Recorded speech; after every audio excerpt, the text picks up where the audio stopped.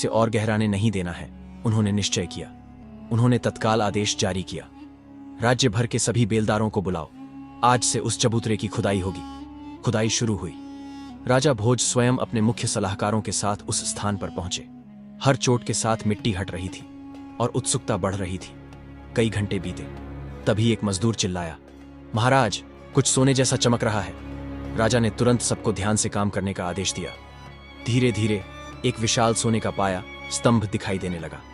राजा भोज की आंखों में चमक दौड़ गई। अब खुदाई और भी सधी हुई, सावधानी से की गई। कुछ ही समय में चारों पाए स्पष्ट दिखने लगे और उनके बीच कुछ विशाल छिपा हुआ प्रतीत हो रहा था। अंततः मिट्टी हटी और सभी की आंखें चौंधिया गईं। धरती के भीतर दबा हुआ था एक दिव्य सिंहासन, अभूतपूर्व, अप्रतिम, अलौकिक। राजा भोज ने तुरंत आदेश दिया, इसे पूर्ण सावधानी से बाहर निकालो। जब वह सिंहासन बाहर लाया गया, धूल मिट्टी से सना हुआ पर अपनी दिव्यता से चमकता हुआ।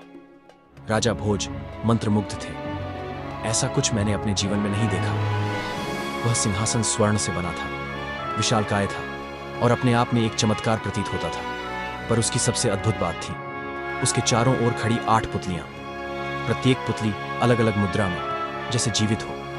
हालांकि कुछ स्थानों से रत्न और आभूषण गायब थे। राजा भोज ने तुरंत अपने शिल्पकारों को बुलवाया और कहा, जो धन चाहिए ले लो, जो रत्न चाहिए मंगाओ, पर यह सिंहासन वैसा ही बनाओ जैसा यह पहले था।